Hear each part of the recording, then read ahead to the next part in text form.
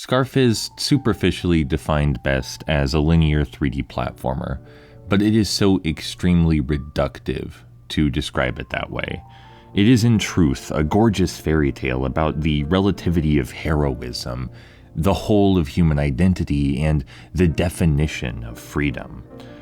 It opines that dark is not evil, light is not right, and one must exist between worlds as an innocent inventor and explorer, a rebel.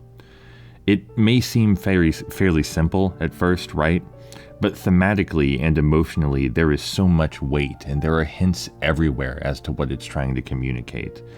The duality of all things, the power and importance of chosen identity over assigned identity, all of these things get their time to shine through Scarf's incredibly poetic narrative, told by an equally poetic pair of narrators. Scarf is a deeply thoughtful, provocative, and evocative work which requires genuine interpretation and genuine intellectual and emotional engagement, the sort of thing that is kind of rare to see in games, and I'm incredibly grateful we got here. Like, the story is almost entirely allegorical. I consume a lot of artistic media. Consume is such a nasty word. I experience a lot of artistic media. And even the most interpretive elements of that artistic media, I can usually pretty quickly glean something from. And I'm not saying Scarf is an exception to that, but Scarf did genuinely make me think, and I will be replaying it and finding new ways to think about the scope of its philosophical assertions. It's really good. And I almost don't want to talk about the gameplay, kind of out of spite, because almost all of the negative reviews and negative perception of this game have come from examining its gameplay as the core feature.